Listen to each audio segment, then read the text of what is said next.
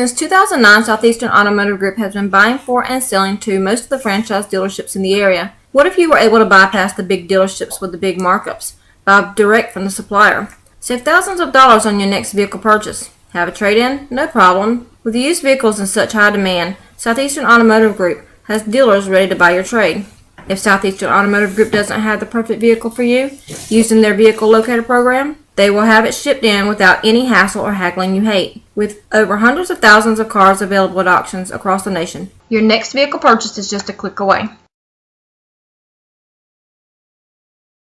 ESP Specialist in Fabrication is located at 169 Little Phoebe Church Road in Folkestone, Georgia. President Mark Pickering and his employees utilize the latest technology with a skilled workforce to supply customers with the best custom fabrication possible.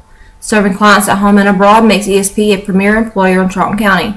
For all your specialty and fabrication needs, contact ESP at 912-496-2583 today. They're also on Facebook at ESP Specialist Fabrication. ESP is a proud sponsor of Charlton Sportsnet.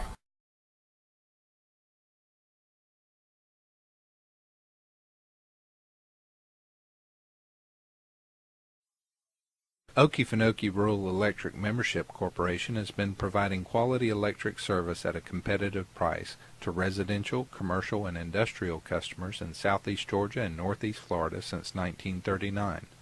For tips and advice on how to save electricity and stretch your energy dollars, call 1-800-262-5131 and speak to your marketing representative. We are a cooperative owned by those we serve.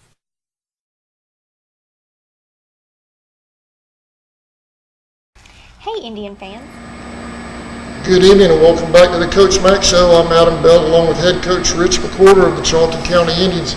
Coach, last week it seemed like we were a little worried about the Brantley game. Everything fell into place Friday night. I mean, even the extra point, a muff snap turned into a 2-point conversion. Everything went great. I think our kids, it really came off of a good week of preparation for us, and our kids, I think, played really well in a lot of areas during the course of the game, and really, if we had to pick one player of the game, it'd be tough because we had so many guys do so many things well. I really liked the week leading into the game, preparation, and really talking to the kids about, this is a rivalry game, and it's a game that last time Brantley was here, they won it, and it's really been our only loss to them, I think, ever. So it was a week where we needed to play well. We didn't have any excuses not to play well, and our kids came out and did a great job. I know even in the second half, I know we'll have highlights coming up in a little bit, but even in the second half, started putting the younger guys in or the guys that don't necessarily start, and they did well. I mean, Keyshawn Williamson, his drive, he went right down the field, first drive.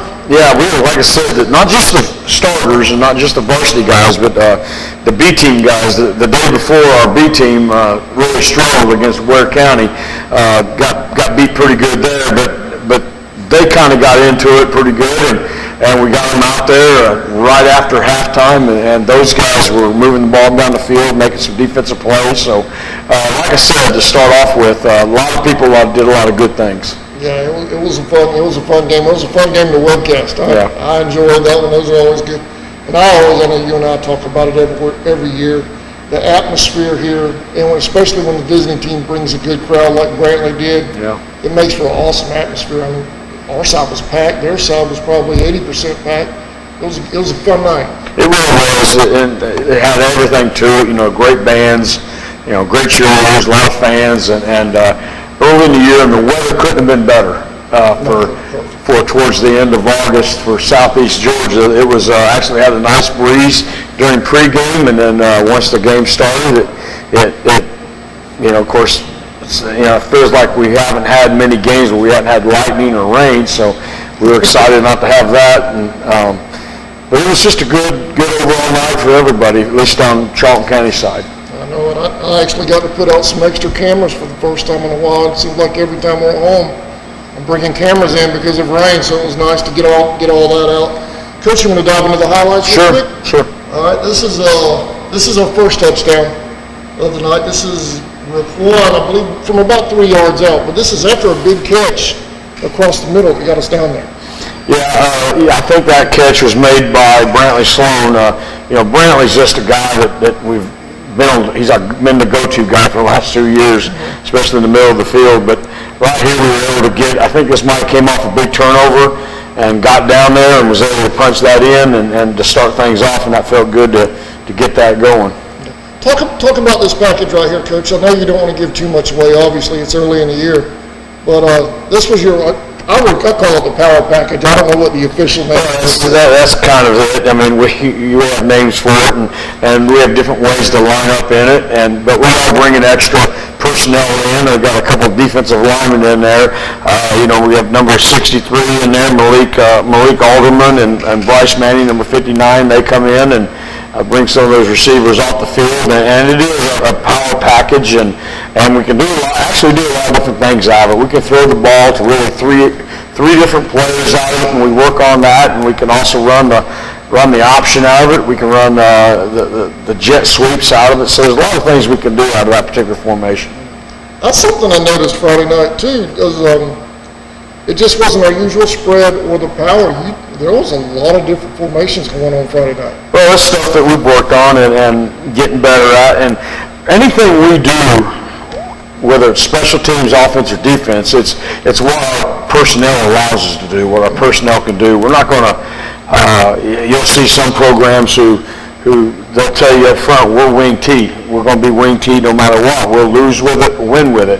And the way we've always believed is we're going to spend a lot of time evaluating our personnel year-round, what we have, what they can do well, and that's the way we're going to fit our offense and defense and special teams too. And offensively, we did throw a lot of. You saw anything from no back to 3 back, 5 wide to just really just no tight end, but 2 splits and 3 in the backfield. So we threw a lot of different looks out, and there's a lot of different things we can do with what we do. That gives that's got to give the Appleton County coaching staff a little bit of a headache this week when they go back and look at the Brantley film. We did a little bit of everything right. We did. Ran the ball well, threw the ball well. Again, you're right. We have the ability to run true triple option, double option. We do some things that wing T people would even recognize, and that we run the true spread, the true RPOs, all that kind of stuff. So it's really, and really what enables us to do that is our terminology isn't too wordy to where our kids understand it. And I guess what I mean by that is if you ever heard an NFL team call a play, it could be actually, almost a paragraph to describe one play. We have the ability to put everything on our wristbands, and we can look at the wristband, and it may have one word on it.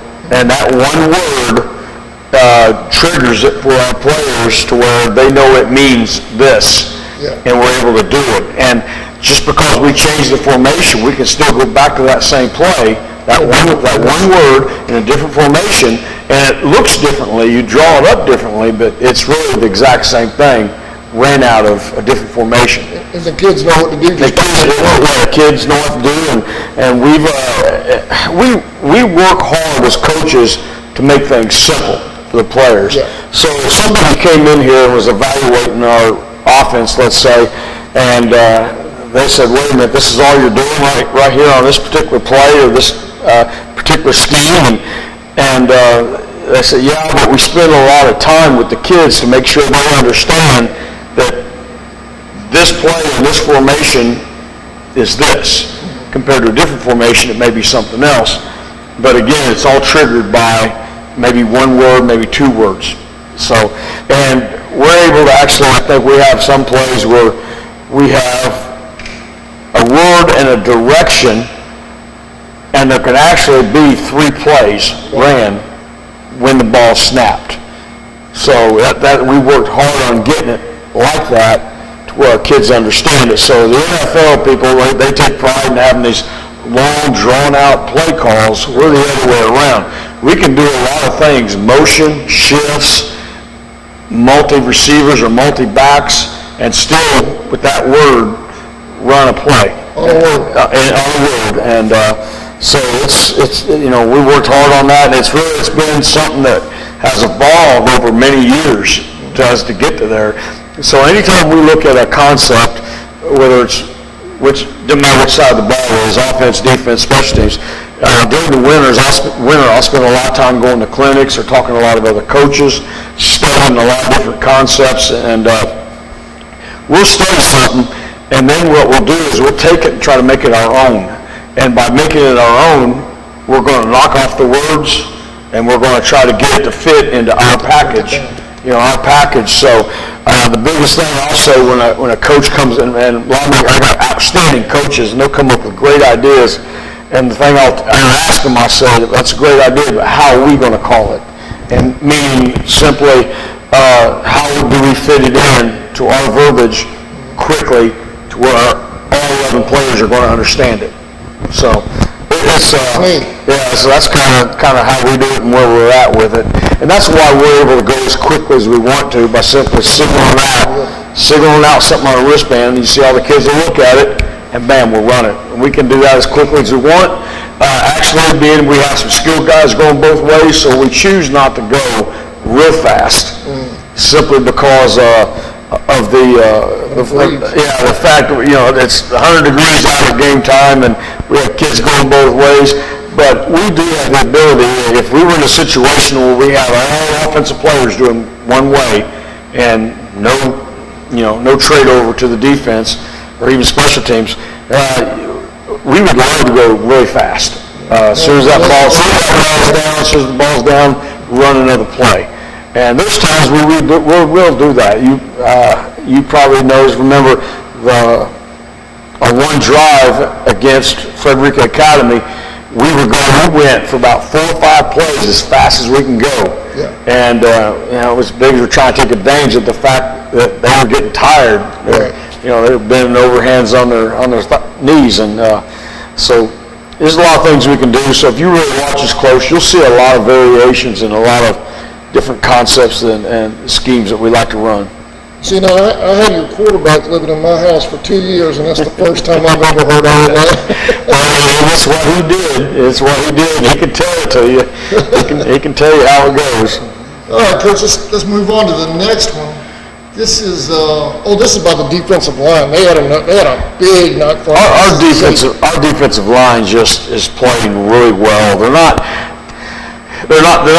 real small, but they're not as big as guys as we've had on the defensive line. But they, really, I think leading the group is a 3-year starter, Lance Carter, number 9, at nose guard, and then also inside is Bryce Manning, number 59, who had a great game, and then our defensive ends, 63, Malik Alderman, and then number 14, Daniel Mack. Daniel Mack's having a terrific year. Really started in the spring against Camden, and he's really carried it over. But also we bring in number 8, Preston Lynch, who's a junior. He brings a little bit more speed to us and athleticism. So there's 5 guys that we play with all the time, and that group right there is the best unit on our football team anywhere. Yeah.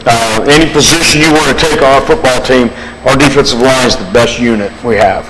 I know they go back to that real quick. It looked like a jailbreak right here with the defense. Well, actually, I think it was a screen. They were trying to set up a screen, so they were going to let them go, but they just got there so fast the quarterback didn't have a chance to set and throw the ball to whoever the screen was. You look at it, and I can't really figure out who he wanted to throw the screen to. I'm not sure. But the offensive line looks like they just let him go and were going downfield to run a screen, and maybe 81 right here? It could have been. No, that's 24. It could have been him, but again, the D-line was so quick and got off the ball so fast it really didn't matter. And that group is really playing excellent. That's our best group we have right now is our defensive line. All right. The next one. This was the young man you were talking about last week at Frederica that had that nice drive toward the end of the game, Tony Cobb, and his touchdown. Tony. I think this is a good play by Tony, but it's a benefit of some pretty good blocking on the edge by Devagas Austin, and it's good explosiveness by Tony. Tony's a sophomore. Big thing we're stressing this week with him is you got people blocking for you, now you got to block for them. He needs to block a little better. but it's a really good explosive play for him, and you'll see number 16, Devagas Austin. This is Devagas' first game he's played with us. He moved in, and we've had to wait for him to be eligible, and he's now eligible. So his dad played for me. His dad was a good football player on state championship teams, and Devagas, he's back with us, and you'll see number 16, Devagas, who's one of our senior players tonight, doing a lot of different things last Friday, and he'll be doing more different things this coming week. All right, this next one is the big catch over the middle. Brantley Sloan, 6'4" target, tight end, right over the top for a touchdown. Yeah. And this is a different formation again, like you were talking about. Different formation. Brantley Sloan is just a tremendous, reliable receiver. Our ex-receiver on the other side ran the wrong route, number 38. He's a freshman. He's doing Keith Harris. Keith is doing a great job blocking, but he runs the wrong route, which about runs it right into Brantley. But it's a really good thing. We wanted to really work the middle of the field against these guys, and we were able to do that. Brantley had a couple big catches, one other one on the other goal line. But again, really good throw to Brantley from Raekwon Anderson. But I think our offensive line, if you had to look from the Pierce game to where we are now, no group has improved more than our offensive line, which all the credit, goes to those guys and Coach Russ Murray and Coach Paul Wittenberg. Those guys coach the offensive line, and they've worked them hard every day. And those guys are one-way guys. Yeah. So they get the entire practice time together. They don't get to go split off and play different positions. So they got to spend the whole time together, which, spending that much quality time with Coach Murray can be tough down there. So he's getting better. That group right there has improved more than any group we've had. Just tremendous leaps and bounds of that group. So we're really excited about how far along our offensive line's come. But again, they're going to keep going. They're still not where we need to be. Nobody is. And hopefully this week they can take another step forward. When they're doing good, it gives you the ability to call all those different one-word formations and plays and everything when they're doing their. Exactly. It just when they're doing what they're supposed to be doing, things look better. The skilled guys look good. We talk about the skilled guys making touchdowns when the offensive line looks better. So that's the. It doesn't happen unless that line's doing exactly right, and that's. You can look at this game compared to Pierce. Of course, Pierce has a lot to do with that. Pierce is a really good football team, and we got worked on the line of scrimmage, but our offensive line is getting better. Here's yet another formation, Coach. This is the touchdown pass to Saquon Clark, the first one. This is what we just call this diamond, and it's a three backs. Well, it's a four back formation with the quarterback because he's also can run the ball real well. And this is just a deep post route, play action out of that thing, and there's a lot of things we can do. We have two good wide receivers on each side.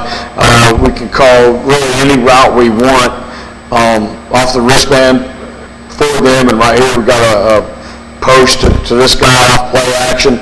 And again, out of this formation in the backfield, we can run the triple option.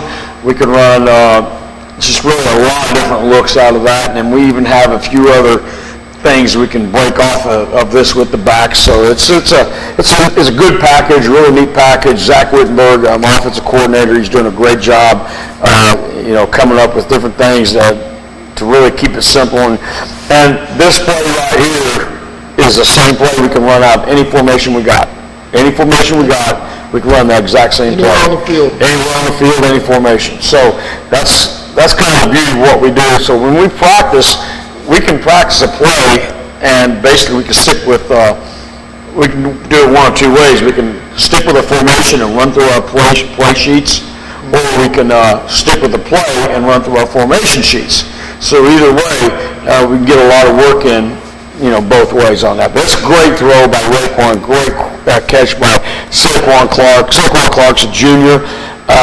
I think he had his best football game as an Indian. He had a really good game, did a lot of good things on both sides of the ball, special teams, throwing a 2-point conversion as a holder. Really.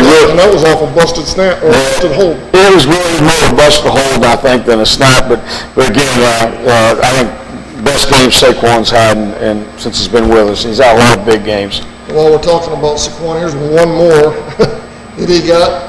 I believe this is out of the spread. This is different. Yeah, this is 5 wide. This is 5 wide.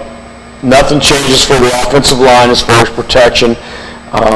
And actually, if we run that one more time, I think we did have went to the trip side, and we had one route that wasn't quite right in it, but still it was basically just a simple sits thing. So play would actually be called go sit. So it'd be empty left go sit is all it's doing. And again, out of that we can tag wide post and different things like that and basically change the whole thing. But again, really good throw, great protection, good throw to Raekwon, and then of course nice block right there too. Yeah, wide receivers are really working hard. Ethan Maxwell doing a good job blocking out there, and so some good things going on. All right, last one, second half, Keyshawn Williamson in at quarterback. This is yet another formation. This is the handoff up the middle to Michael Elliott, I believe. Yeah, this is two-back formation now, and again, there's things that we can really do anything one out of this formation, and right here it's just inside zone read, and where actually the quarterback could pull it, come out the other end, or he can throw an RPO. On this, he would throw. If he threw the RPO would go to the right on this particular play. But the thing about number 17, Keyshawn Williamson, he started a wide receiver last year. He's gone to a slow start, but for almost 2 years, almost 3 years, for sure 2 years, he played B-team quarterback and did a really good job. And he's a fairly decent-sized kid. He's 6 foot, 170, and he throws the ball okay. And so there's going to be some things down the road where we're going to work back in some quarterback stuff and give us some even different looks, and maybe even Raekwon a breather if we need to, and so forth. So again, there's a kid who can throw the ball and play wide receiver, so there's always a chance for double pass or reverse pass or anything like that. So you're opening up the playbook. We can really open it up with guys like Keyshawn. And Keyshawn is one of my favorite kids. He's a great kid, and one of the things about being here as long as I have, I can remember Keyshawn, his dad officiates junior high and B-team football games. Right. And my daughter's all the seniors who are in the same grade as my daughter, and I think my daughter went through all through kindergarten and elementary school and middle school and was always in Keyshawn's class. And I can remember Keyshawn when he was about 2.5 feet tall, and he was wanting to come up and sit in the press box with me on B-team games while I ran the clock, and he would come up there and him and I would share M&Ms and stuff, and he was he'd be aggravating and everything, but he's one of those guys we had since he was a puppy, and has been with us all along. So that's one thing that's really neat about being somewhere as long as we have, is you really get to know kids most of their life and so forth. How many generations are you on now, coaching kids? Well, I've coached a lot of my former players' sons. You had any grandkids yet? Not yet, but I do see them coming. I mean, we have. Not far down the road, I know the Glover brothers. Yeah, they're son, because Chris Glover, I coached his dad, and I coached Chris, and now Chris has sons playing with the Glover brothers travel football team. Right. So if I'm around long enough, I'll be a third generation player. But I'd have to think. I'm not sure if I've coached a third generation kid yet, but it's getting close. It's getting close. All right. Coach, we're going to take a quick break, if you don't mind. Sure. And then when we come back, we'll do our senior spotlights, Devagas, Austin, and Travis Ray. Sure. All right, we'll be right back.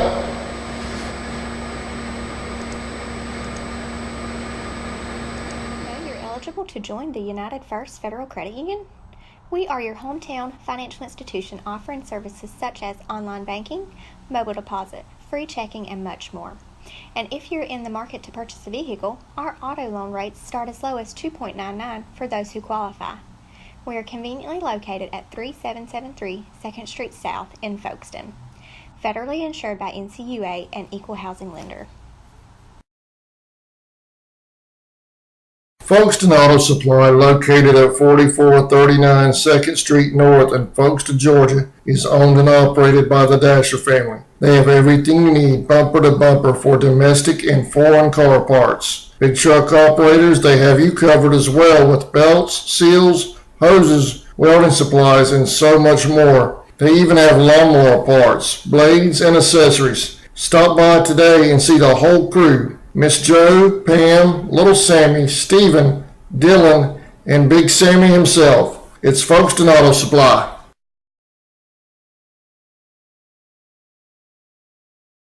Folkestone Pharmacy and Electronics, located at 3885 Main Street in the heart of downtown Folkestone. They're Folkestone's original hometown pharmacy with 49 years serving the community. They have everything you need, including household items, prescription medications, high-tech electronics, and much more. Their experienced and friendly staff in the pharmacy and electronics department are ready to serve you. Folkestone Pharmacy and Electronics is a proud sponsor of Charlton Sports. Go Indians!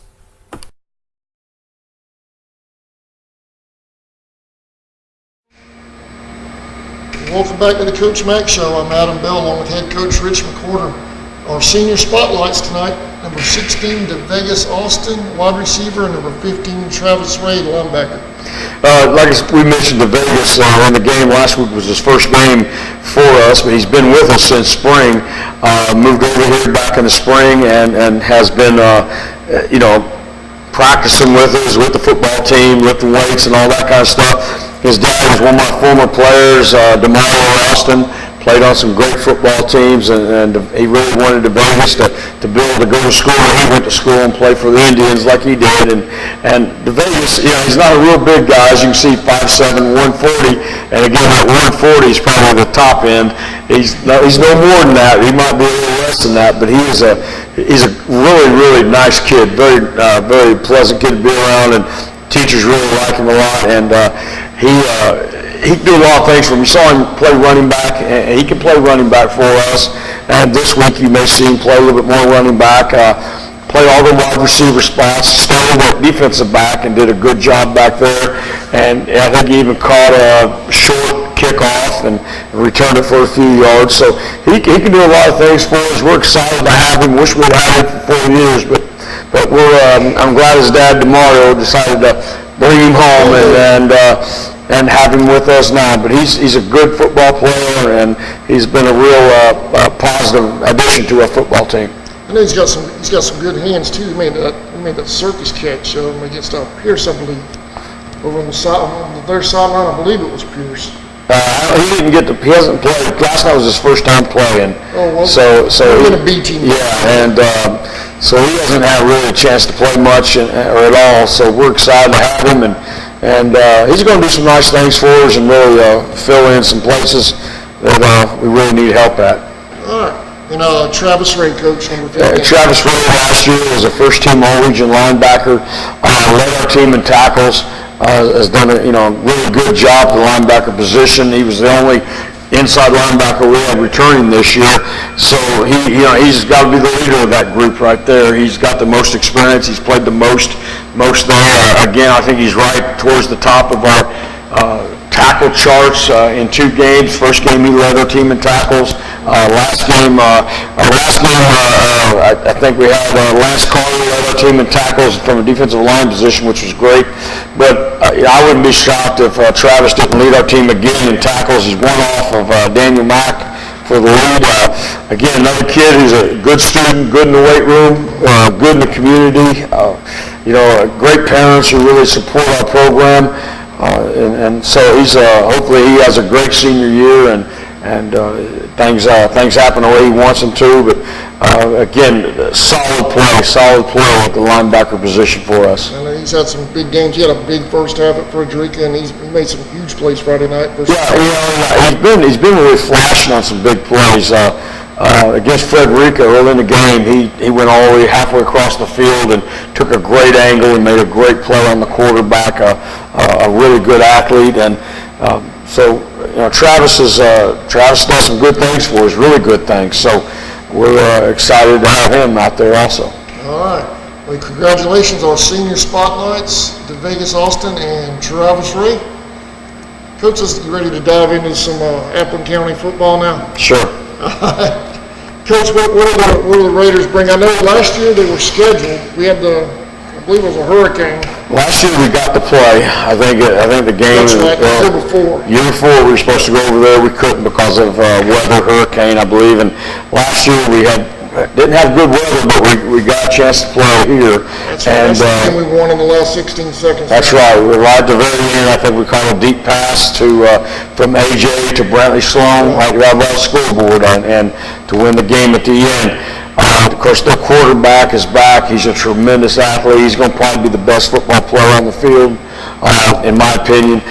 They are a much different looking football team than a year ago. Coach Rick Tomlin, who's a Georgia legend, has coached several state championship teams, been the head coach at Lions, Valdosta, won state championships at Washington County, got out of it for a while, and now he's back into it. He's at his home in Baxley, Georgia. That's where he's from, and he's you can tell what he's done right away, his influence right away.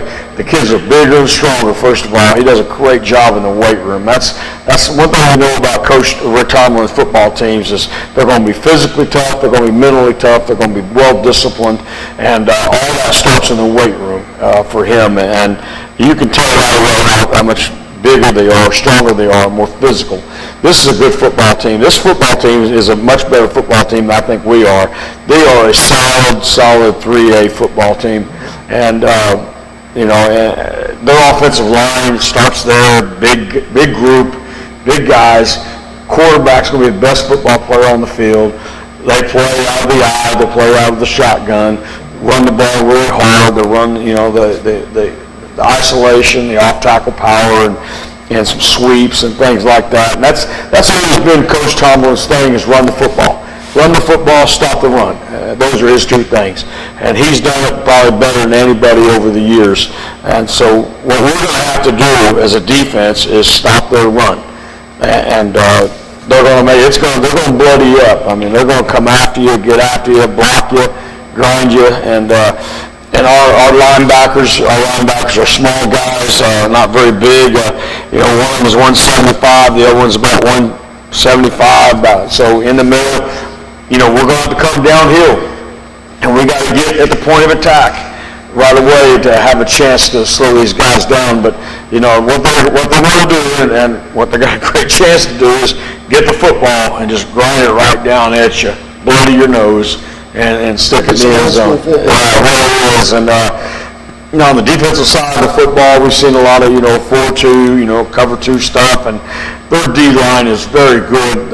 Both their inside linebackers are good, but there's one in particular, and again, I can't see the numbers very well, but one of them in particular is outstanding. I mean, he will come down, meet you at the line of scrimmage, and take you out. And it's a great group. I thought when we played Pierce County that we may not face a better football team until Clinch or Irwin. But I was wrong. I wasn't even thinking about Appleton yet, and that now that we've seen Appleton, it's those Appleton and Pierce County play each other. Yeah. So that's going to be a great football game down the road. But we have got to play at even a higher level than we did last week. Our play last week will probably get us beat by about 35 this week. We have got to raise our play. This is a playoff football team, a 3A playoff football team, and it's a team that if we ain't playing our very, very best, we get blown out. Playing our very, very best, we hope it's a football game in the fourth quarter. That's just the way it is. And then I really want to sugarcoat it for the kids and pump a lot of stuff into them like this ain't going to be no problem and all that kind of junk, because it's going to be a tough football game. And I told them today, I said, if you're not ready to play the kind of football game where you get up and your helmet might be on backwards and your knuckles are bleeding and all that kind of stuff, then this ain't your kind of game. This ain't where you want to be. And I know Friday night on their field, it's going to be a real gut check for some of our kids. It really is. And it's going to be interesting to see. I'm excited about making the trip. I'm excited about seeing these kids play against a team like this to see what we got. I want to see, see what we got in some of these guys. Some of these guys, they've showed us they can lift weights. They showed us they can run. They showed us they can chase a ball carrier down or whatever, things like that. I want to see them have to play football in a box, with that fullback and that tailback coming right at you. What are you going to do? Are you going to go take on the fullback? Or are you going to run around the play, or what are you going to do? It's going to be really interesting to see what kind of toughness we have. Which concerns me because Pierce County's a little like that. And Pierce County, I really worked us over. We had 5 guys hurt after that game, and we had several guys out for the Frederica game. And it's going to be one of those type of games. The Frederica's kind of finesse, kind of spread type thing, and then you got Brantley County who has some big guys, but they're kind of a spread football team, playing space. These guys are going to make you come on into the box and play you. And challenge you right from the start. And right away. And we're going to find some things out about some of our guys, and we brag about how good our defensive line is, and they are good. They are good. First of all, they're great kids. All of our kids are great kids. But and I ain't challenging them as far as their character. I'm just challenging them as a chance to really go face to face with somebody and play the game of football, kind of the old way, in a box. And it's going to be interesting to see how we respond to that. So to see for old school football fans that want to see a classic battle, their offensive line and our defensive line should be an awesome thing to watch. It should be, but what we're going to need is we're going to need our linebackers to really, step up in there. Our linebackers are going to have to take on the fullback. They run some counters. We got to have our keys down. Their counter play is a way we used to run the counter, and we used to run the I, probably 20 years ago. And if they're not key in the right place, it's going to make them look bad, and it's going to result in a big play. So I've got to have our keys down, and we've got to fire to the line of scrimmage, into the line of scrimmage, and take people on. And if we don't do that, then we can have some problems. Athletically, we're at a little bit of a disadvantage in the secondary, our secondary versus their wide receivers, and the other way around, their secondary and our wide receivers. But again, the game's going to be really won or lost on the line of scrimmage. So it's going to be a great battle there. If you come to the football game and you want to see really what's going on, watch the line of scrimmage on both sides of the ball, and you'll be able to tell which team has it going, which team's on their heels and which team's pushing them on their heels. Everything, as we've talked about, especially the last couple of years, everything starts at the line of scrimmage with you. It really does, and after that, there's an old coach that used to coach at the school I played at, named Dylan Mudra. Dylan Mudra was a head football coach at the college level at different places. One year he was at Florida State before Coach Bowden. That tells you how far back it was. But towards the end of his career, he came and coached at Eastern Illinois, where I played at, and Coach Mudra coached from the press box. He was like one of the few or only head football coaches to do that. Really? And I had a chance as a young coach to hear him speak, and he used to say, I can tell you early in the game who's going to win this thing by what's going on at the line of scrimmage. I mean, you can make adjustments, but there's one adjustment you can't hardly make, and that's to your chin strap. You better tighten that thing up and go. But if you're getting whipped at the line of scrimmage, it's hard to fix that during the game. You're just getting whipped. Yeah. So, and that's an interesting thought right there as to where, what's going on at the line of scrimmage? Are we making plays at the line of scrimmage, or are we making plays for 4-yard, 5-yard gains? If we're making plays for 4- and 5-yard gains, then we're not winning. If we're making plays at the line of scrimmage, then we're in this thing. So that's going to be a big key for us. So that'll be something to watch Friday night early on to see how. It ought to be a great contest for us. It's a non-region game, but you know how the point systems go. Every game's important because of points. And but yeah, it's going to be a great challenge for us, and I know we'll grow off this no matter what. Either we're going to find out about some things about some guys, and it's going to give our guys a chance to play some tough guy football, and see what they got. I know we talked about injuries a lot the last couple of weeks. How are we looking injury-wise going into Friday night? We still have, of course. It's really heartbreaking. We have Josh Williams, who plays a lot of different positions. Josh had knee surgery Monday of this week, Wednesday or Thursday of last week, he had knee surgery, ACL and meniscus, basically a reconstruction. So, of course, he's out for his senior year. He's out. Trayvon Green, a wide receiver, defensive back, who's was a 2-year starter. He's out still, and he'll be out for this week. And then, but that's really it for the varsity level. And we have a couple B team guys who are banged up that may miss Thursday's action, but that's all we have for Friday. Actually, I think we're, really of course we knew Josh was going to be out pretty much after the Pierce County game, but Trayvon, he went out in the Pierce County game, and he hasn't been able to work his way back yet, but I think we're probably within a week on him. He probably won't make it this week, but maybe we have an open week after this week, which we'll probably need after going against Akron. And then for the Atkinson County game, I expect Trayvon to be back. All right. Coach, we're going to take one more break if you don't mind, okay. And then we'll come back. We'll talk about what's going on during the week with our other football teams, Yep. the Braves and the B team. Okay. All right. We'll be right back. You're watching the Coach Mack Show.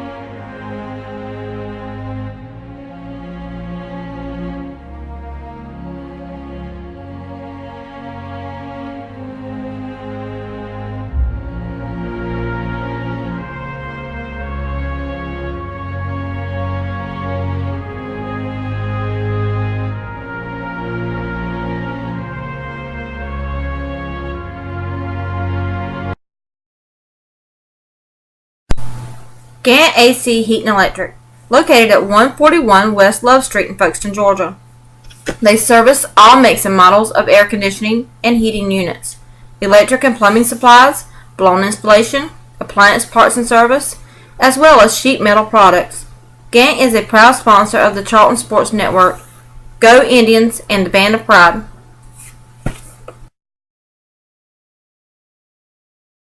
Whistle & Dixie Custom Framing.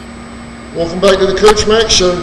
A lot going on this week other than varsity, Coach. We've got Braves tomorrow, I believe. Tomorrow against Yulee here at 5 o'clock. Our Braves football team is a pretty good little football team. It's a lot of exciting. They tied a very, very good Camden team. But I tell you, I think they got a chance to win the rest of the football games and really have an undefeated season. I really believe that. We got off to a rough start against Ware County at the B team level last Thursday here in the Swamp, but this Thursday we got Brantley County coming here. Hopefully we can play a little bit better and have a little bit better showing than we did last Thursday. But probably the most important thing going on, I believe, is tomorrow the Maidens take on Telfair. I think that's a big region. I think that's 2 region undefeated softball teams, 2 highly ranked softball teams playing for the dominance in the Region 2A, and I know that I know that I'm going to try to watch some of the young guys play, but I'm going to get over there and see that. And that's we need a huge crowd, maybe the biggest crowd we've ever had for sure at a softball game for this one, because we got Coach Baxter has done a great job with those girls forever. My daughter played for him and had a great experience, and this is a really good softball team they have. They're solid. Yeah, very, very good team, and of course Telfair is a team that always goes deep in the playoffs and has been region champs and all that kind of stuff. I believe both of them are undefeated. Both of them are undefeated in region play.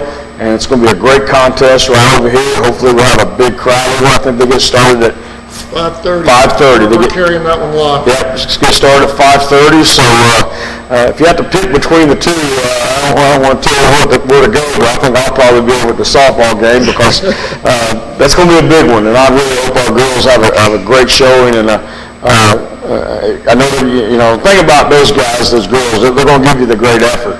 That's given. And you just hope things go their way and they come out on top on that thing. I know Lauren's doing a great job on the mound. Savannah Pollock is awesome behind the plate. Yeah. I haven't heard, but schools have got to be looking at those two young ladies right from the get-go right now. Well, I know that, the college level in softball is so competitive. There's so many great players all over the country. With my daughters, we've enjoyed in the past riding down to Gainesville and watching the University of Florida girls softball team, and I'll look at the roster and you're thinking, well, the University of Florida, or the state of Florida, great softball, of course, in the state of Florida, and they have a lot of girls from places like California and Texas and things like that. So there's a lot of great softball going on. So it's really hard to be recruited in softball. But as far as talent-wise, Albritton Girl and Savannah Pollock, those guys are as good as there is around here. And I agree with you. I think they would be great college prospects. And also the Baxter girl, Samantha.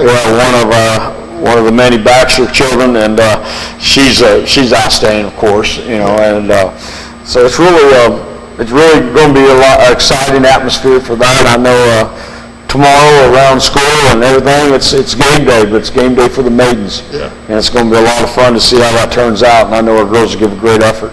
I know that's when I was making my webcasting schedule for the week, I saw the maidens undefeated over there with Town Fair coming to town, and the Braves over here. I love football, but that's a big game over there, so I made the decision to go over there for that one tomorrow. It really is, and I look forward to them going over there to see that, and I hope we have a big crowd over there, because those guys, I tell you what, they work hard. Coach, you play for Coach Baxter, you're going to work hard. That's understood, and they deserve a huge crowd. They deserve a bunch of people over there and supporting them, and hopefully we have a big crowd over there.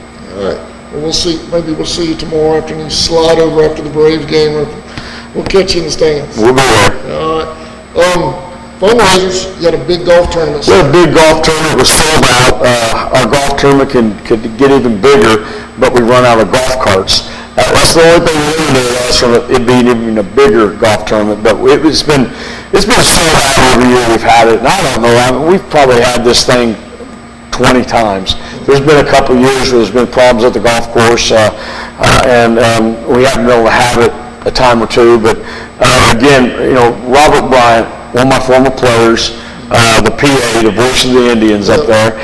Robert, he runs that thing. His wife Courtney does a lot for him also in doing it. But that thing right there, Robert Bryant has taken that thing over and has made it a great tournament. And it's what I appreciate, there's a lot of things with the ribs, the scorecards, and different things like that requires myself and coaches and us to kind of do it, and the kids to do it. But the golf tournament's really that one and only thing we have where somebody else is doing it for us. Right. And we appreciate it. I just can't tell you how much I appreciate Robert and Courtney Bryant for what they do with that golf tournament, because, like I said, it's the only fundraiser we have that the coaches don't have to work or do, and the players don't have to do. It's kind of the way you'd like for it to be. Booster Club doing the work and helping the football program out instead of the kids and the coaches having to do it a lot of times. But I can't say enough of what Robert and Courtney does for that. I like his play-by-play here in the stadium will bleed over into the webcast a little bit. And I always enjoy that. Well, Robert, he's a character. He is, and he does a great job up there. Of course, Bill Giddens did it forever, and he was really legendary up there. And it was time for Bill wanted to step out and retire, and there was no question that Robert Bryant was the guy for it. He kind of cut his teeth on some. I still remember the first B-team football game, we had Robert doing, and we knew right then, I said, this is our next guy right here. Right off the bat, we knew he was our next guy. He does a great job at it. All right. Coach, we'll see you, excuse me, we'll see you Friday night. May see you tomorrow. You will see you tomorrow at the Mavis. And then Thursday, right out here, and of course, I ain't saying don't come see the Braves now, but Braves right here also tomorrow. Then Thursday, we have a B-team game. Need a big crowd at that to watch our B-team guys, our freshmen and sophomores play against Brantley County. All right. My personal schedule with the B team game Thursday, that'll depend on what's going on with the LRU and AJ and all that, but I'll let you know by Wednesday. Okay. All right. Thank you for watching the Coach Mack Show. We'll see y'all. We need our Road Warriors make that trip to Baxley, Georgia Friday night. Yep. Thank you for watching. We'll see you Friday and we'll see you tomorrow. Whistle & Dixie Custom Framing and Unique Gifts and Cafe is located at 3742 Main Street in downtown Folkestone, Georgia. Lunches are served on Tuesday, Thursday, and Friday from 11 a.m. to 2 p.m. Come join the fun food and fellowship whether you're a local, tourist, or a Royal fan. We also serve Bluebell ice cream, coffees, and lattes. While dining, feel free to browse around as we also have custom framing, train art, custom t-shirts, and unique gifts. Looking for a real lodging? You can also stay at the Chessy Caboose or the Peaks Cabin. Come see us.